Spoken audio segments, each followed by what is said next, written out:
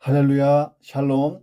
2월 4일입니다. 매일 성경 말씀 묵상 주님의 이름으로 시작합니다. 요한복음 2장입니다. 1절부터 12절의 말씀입니다. 사흘째 되던 날 갈릴리 가나에 혼례가 있어 예수의 어머니도 거기 계시고 예수와 그 제자들도 혼례의 청함을 받았더니 포도주가 떨어진지라. 예수의 어머니가 예수에게 이르되 저들에게 포도주가 없다 하니 예수께서 이르시되 여자여 나와 무슨 상관이 있나이까? 내 때가 아직 이르지 아니하였나이다. 그의 어머니가 하인들에게 이르되 너희에게 무슨 말씀을 하시든지 그대로 하라 하니라. 거기에 유대인의 정결 예식을 따라 두세 통 드는 돌 항아리 6이 놓여 있는지라. 예수께서 그들에게 이르시되 항아리에 물을 채우라 하신즉 아기까지 채우니 이제는 떠서 연회장에게 갖다 주라 하심에 갖다 주었더니 연회장은 물로 된 포도주를 맛보고도 어디서 났는지 알지 못하되 물 떠온 하인들은 알더라. 연회장이 신랑을 불러 말하되 사람마다 먼저 좋은 포도주를 내고 취한 후에 낮은 것을 내거늘 그대는 지금까지 좋은 포도주를 두어도다 하니라. 예수께서 이 첫 표적을 갈릴리 가나에서 행하여 그의 영광을 나타내심에 제자들이 그를 믿으니라. 그 후에 예수께서 그의 어머니와 형제들과 제자들과 함께 가버나움으로 내려가셨으나 거기에 여러 날 계시지는 아니하시니라. 아멘. 자, 오늘 본문에 보면 결혼잔치에서 포도주가 떨어졌어요. 그리고 기쁨이 상실될 위기에 처한 그 상황에서 그 위기를 다시 기쁨으로 바꾸어준 기적 이야기가 나옵니다. 예수님이 메시아로서의 신성을 많은 사람들에게 공개적으로 입증해 보인 첫 번째 사건, 요한복음에 나오는 7가지 표적 중에 첫 번째 표적이라는 점에서 의의가 있어요. 물로 포도주를 만드신 이 이적은 예수님이 자연 만물을 당신의 뜻대로 지배하실 수 있는 신적 능력을 소유하신 분이라는 것을 분명히 보여주는 증거였다는 거예요. 자, 이런 내용 가지고 본문을 묵상해 봅니다. 첫째, 상황의 주인이신 주님을 만날 때 내 인생은 더 좋아질 수 있습니다. 어떤 상황에서 그 상황을 다스리시고 지배하시고 또 주관하시는 주님을 만나면 내 인생이 더 좋아지는 거예요. 오늘 본문의 이야기는 예수님이 어머니와 제자들과 함께 가나라고 하는 작은 동네에 열린 혼인잔치집에 가신 것에서부터 시작합니다. 잔치의 즐거움이 절정으로 막 치닫고 있을 때 큰 문제가 빵 터진 거예요. 3절은 그 문제를 이렇게 보도합니다. 포도주가 떨어진지라. 당시 유대인들에게 있어서 이 포도주는 술이라기보다는 거의 음료수에 가까웠습니다. 자, 팔레스타인 지역에 물의 질이 참 나빴기 때문에 갈증이 나면 어린아이들은 물보다 우유를, 어른들은 포도주를 마셨어요. 이스라엘 사람들은 유목민이기 때문에 유목민으로서 양고기를 즐겨 먹습니다. 이 양고기를 먹을 때는 반드시 포도주를 음료로 곁들여 먹었다는 거예요. 그런데 이 잔치집에 응당 풍성하게 준비되어야 할 포도주가 떨어지고 만 거예요. 아마 사람이 많이 왔는지도 모르겠어요. 유대인들에게 있어서 포도주는 인생의 기쁨을 상징하는 음료수예요, 음료수. 그 유대인들의 경언에 포도주가 없으면 기쁨이 없다라는 말이 있을 정도예요.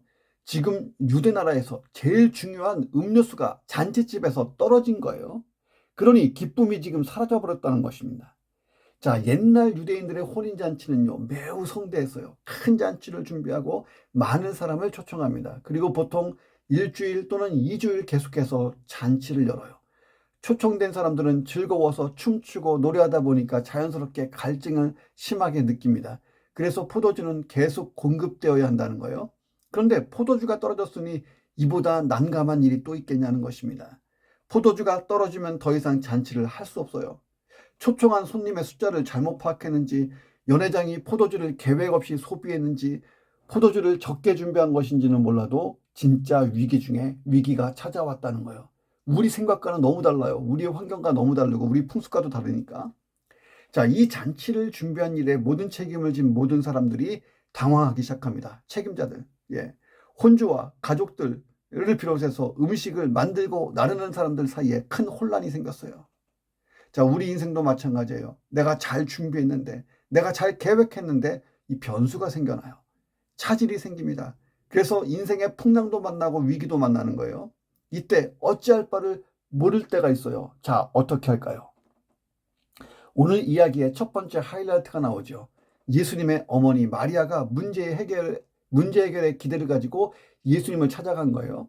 가나 혼인잔치에 오기 전 예수님은 요단강 일대에서 사람들에게 잘 알려지기 시작했어요. 침례 요한에게 침례 받으시고 또 40일간 금식하시고 마귀의 시험도 이기고, 그리고 사람들에게 이 여러 가지 그 표적이나 이런 걸 말씀을 통해서 알려지기 시작했습니다.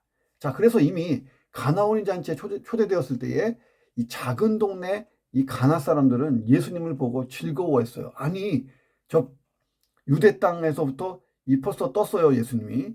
많이 알려지고 침례 요한의 군중들에게 알려지니까 소문이 슬슬 퍼지잖아요. 모두가 예수님을 평범한 그 손님 중에 귀한 분 정도로 보고 있었습니다. 그래도 그 당시에는. 그런데 예수님의 어머니는 달랐다는 거예요.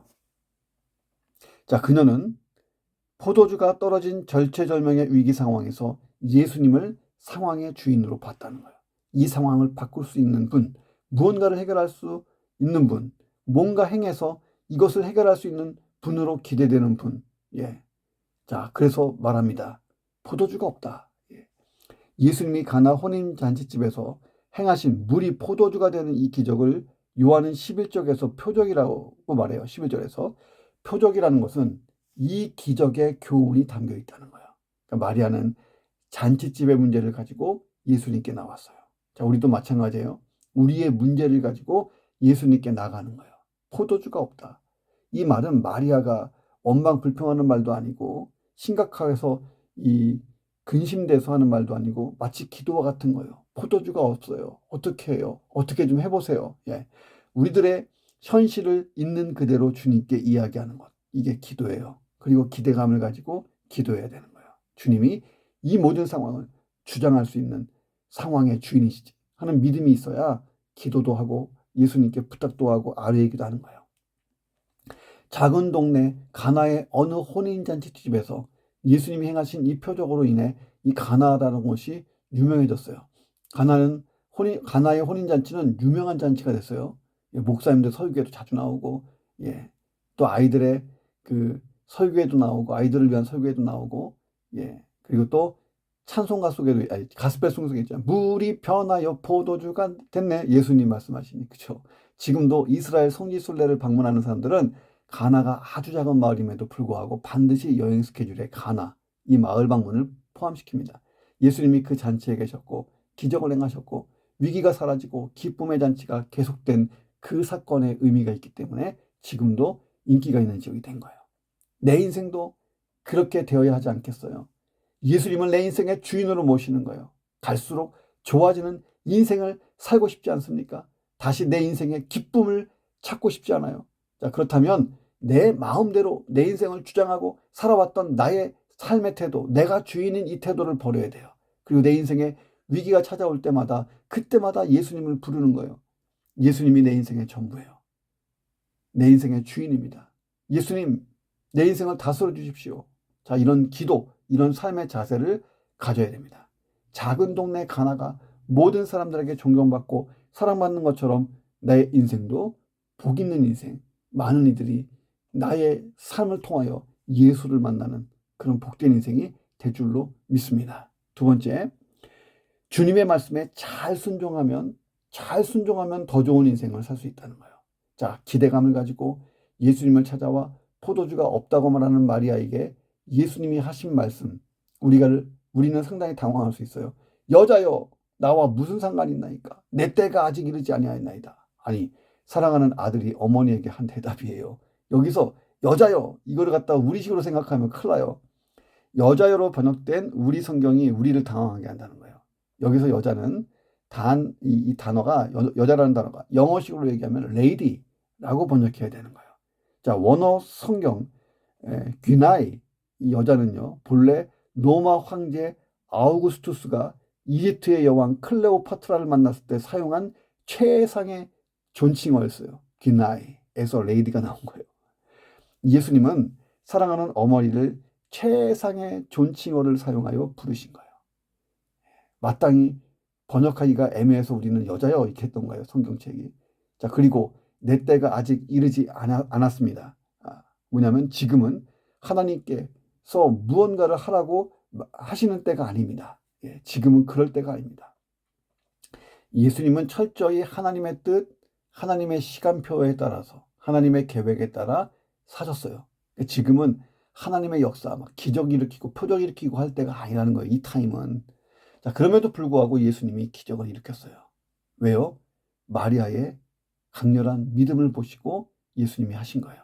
예수님을 향한 이 마리아의 기대 때문에 예수님이 하셨다는 것입니다. 5절에 보면 마리아의 믿음과 기대가 담겨 있어요. 그의 어머니가 하인들에게 너희에게 무슨 말씀을 하시든지 그대로 해라 하니라. 자, 마리아는 예수님께서 무언가를 말씀할 것으로 기대했어요.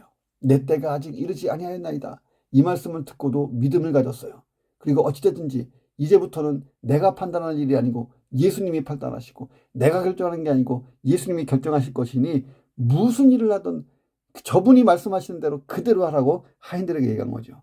예수님은 마리아의 믿음과 포도주가 떨어져가는 위기 상황에서 혼인잔치집을 외면하지 않았다는 거예요. 자, 예수님이 얼마나 긍휼이 풍성해요. 우리 역시 이 긍휼이 풍성하신 예수님께 내 모든 인생의 문제를 들고 가 믿음으로 다 맡기고 말씀드리고 하는 거예요. 잠시 후에 본문의 두 번째 하이라이트가 나와요. 물이 변하여 포도주가 되는 기적의 결정적인 열쇠, 순종이었다는 거예요. 이름이 나오지 않지만 하인들의 순종이 상당히 돋보입니다. 예수님께서 하인들에게 말씀하셨어요. 항아리에 물을 채우시오. 당시에 유대인들은요, 정결 예식을 하고 있었습니다. 그래서 잔치에 초청받은 사람들은 들어올 때 먼저 손을 씻어요. 그래서 잔치가 열리는 집 입구에 돌 항아리 6개 정도가 놓여 있었던 것입니다. 성지순례에 가면 이렇게 당시에 돌 항아리를 재현시켜 놓은 것들을 볼 수 있어요. 이 돌 항아리들은 2~3통 정도의 물이 들어갈 만큼 큰 항아리들이었습니다. 7절, 8절 보면 7절, 8절에 있는 동사를 보고 우리는 예수님의 명령과 하인들의 순종의 자세를 잘 봐야 돼요. 자, 7절과 8절에 나오는 동사 채우라, 채웠어요. 갖다 주라, 갖다 주었습니다. 간단 명료하죠. 하인들의 행동에는 군더더기가 없어요. 예수님께서 항아리에 물을 채우라 말씀하셨어요. 2~3통 들어가는 큰 돌 항아리에 물을 채우는 것 쉬운 일 아닙니다. 몇 번이고 우물까지 왔다 갔다 해서 채워야 돼요. 지금처럼 수도꼭지에서 물 나오는 데가 아니잖아요. 그들은 우리에게 필요한 것은 포도주입니다. 물이 아니잖아요. 물을 채우라는 게 이게 말돼요. 이렇게 막 따지거나 항의하지 않았어요. 예수님께서 이제는 떠서 연회장에게 갖다 주라. 뭘 갖다 주라는 거예요? 물을. 그들이 이렇게 말할 수 있죠. 당신이 우리를 지금 망신시킬 작정입니까? 뭐 하는 겁니까? 지금 이거 항의할 수 있었어요. 자, 그런데 그들은 아기까지 물을 가득 채우고 물을 떠다가 줬어요. 그리고 물이 변하여 포도주가 되는 기적의 비밀을 아는 자들이 되었습니다. 성경에 자세히 나오지 않지만 아마 이들이 물을 떠서 갖다 주는 중에 이게 포도주로 변하지 않았을까? 아니면 물을 갖다가 드렸는데 사람들이 마실 때 포도주로 싹 바뀌어서 그랬을까? 성경은 침묵합니다. 9절 보니까 어쨌든 연회장은 물로 된 그 포도주를 맛보고도 어디서 났는지 알지 못하되 물 떠온 하인들은 알죠. 왜냐하면 자기들이 물 길러다가 2~3통 드는 항아리에다가 돌 항아리에다가 부었다가 떠서 갖다 줬는데 그게 포도주가 됐으니까요. 순종의 기적이 얼마나 위대해요. 거기에 무슨 포도나무가 있었습니까? 포도나무 열매가 있었습니까? 포도주를 만들기 위해 큰 틀의 포도를 막 담고 발로 밟아서 그거 막 이 즙을 짜가지고 숙성시켜서 포도주를 만드는 건데, 자, 그런데 큰 돌 항아리 6개를 가득 채운 포도주가 갑자기 생겼어요. 무에서 유를 만드는 창조의 기적이에요. 예수님은 창조의 주님이시잖아요. 하인들은 순종을 통해 예수가 창조의 주님이시다 하는 것을 알았다는 거예요. 내 인생에도 바로 이 창조의 기적이 필요하지 않습니까? 그러면 무에서 유를 만드시는 그 주님이 말씀하실 때에 순종하세요. 때로 비합리적으로 말씀이 들리고 비이성적으로 말씀이 깨달아진다 해도 어린아이처럼 순수하게 믿음으로 순종하여 보시기를 주 이름으로 축원합니다. 우리가 합리적 이성을 가지고 살아야 돼요. 그런데 합리적 이성에 얽매이지 말아야 되는 게 신앙생활입니다. 합리적 이성을 뛰어넘는 믿음의 사람, 순종의 사람으로 살아보시기를 주님의 이름으로 축원합니다. 자, 마지막 세 번째, 이 모두에게 축복이 되는 인생, 이게 가장 좋은 인생이에요. 예수님과 함께한 혼인잔치 보세요. 기쁨은 끊어지지가 않았습니다. 계속됐어요. 포도주가 떨어져 기쁨이 그칠 수 있는 위기 상황이 자연스럽게 종결됐어요. 돌 항아리 6에 포도주가 넘쳐 흐릅니다. 혼인잔치에도 기쁨이 막 넘쳐 흘러요. 일반적으로 한 항아리에는 20에서 30갤런의 물을 부을 수 있습니다. 자, 그렇다면 항아리가 6개니까 120에서 180갤런의 포도주가 예비된 거예요. 학자들이 연구했어요. 한 사람에게 10잔씩 돌아가도 200명분을 대접할 정도의 분량이었다. 다시 말하면 포도주 몇 잔 나왔다? 2000잔. 예. 풍성한 기적이잖아요. 그리고 양만 풍성한 게 아니에요. 질적으로 비할 데 없는 맛을 지닌 극상품의 포도주가 탄생했습니다. 이제 본문의 이야기가 세 번째로 넘어갑니다. 세 번째 하이라이트. 이 포도주를 맛본 연회장이 깜짝 놀라요. 포도주 맛에 진한 감동을 받았어요. 그리고 신랑을 불렀습니다. 아니, 사람마다 먼저 좋은 포도주를 내고 취한 다음에 낮은 것을 내는데 그대는 지금까지 참 좋은 포도주를 뒀네. 이게 비결이 뭔가? 예. 자, 이제 혼인잔치집에 즐거움이 한층 더해졌어요. 포도주를 맛본 사람들마다 이구동성으로 말해요. 야, 사람마다 먼저 좋은 포도주를 내고 취하면 낮은 걸 내는데, 야, 이 사람은 지금까지 극상품의 포도주를 갖고 있었네. 야, 진짜 손님 대접 짱이네. 예, 모두에게 축복이 되는 잔치가 진행됐습니다. 예수님이 물이 변하여 포도주가 되게 하신 기적을 행하신 이유가 한 가지 더 있어요. 11절 보니까 예수께서 이 첫 표적을 갈릴리 가나에서 행하여 그의 영광을 나타내시고 제자들이 그를 좀 이제 뭐 잘못 쓴 건데 그를 믿으니라, 이으니라 아니라 믿으니라. 자, 제자들의 믿음을 위해 이 표적을 보이셨다는 거예요. 자, 그렇다면 오늘날 예수님의 제자로 살고 싶어하는 저와 여러분을 위해서도 예수님이 동일한 기적을 베푸실 거예요. 예. 갈릴리 가나의 이름도 없는 작은 마을에서 이런 기적을 행하셨다면 우리의 가정에서도 이런 기적을 행하지 않을까요?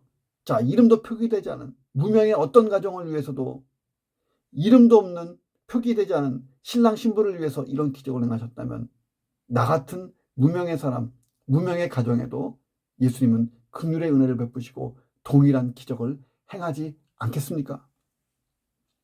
사람마다 먼저 좋은 포도주를 내고 취한 후에 낮은 것을 내는데 그대는 지금까지 좋은 포도주를 뒀네.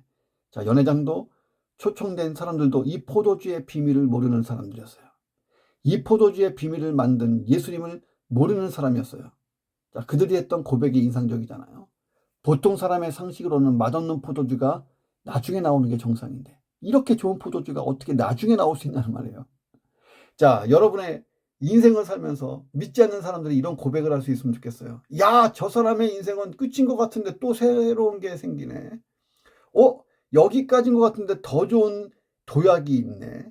아니, 저 사람의 인생은 이제 그렇게 살다가 끝날 줄 알았는데 아니, 뭔가 새로운 기적이 일어나고 역사가 일어나는 거예요. 어떻게 갈수록 저렇게 좋아질 수 있지? 자, 그런 인생.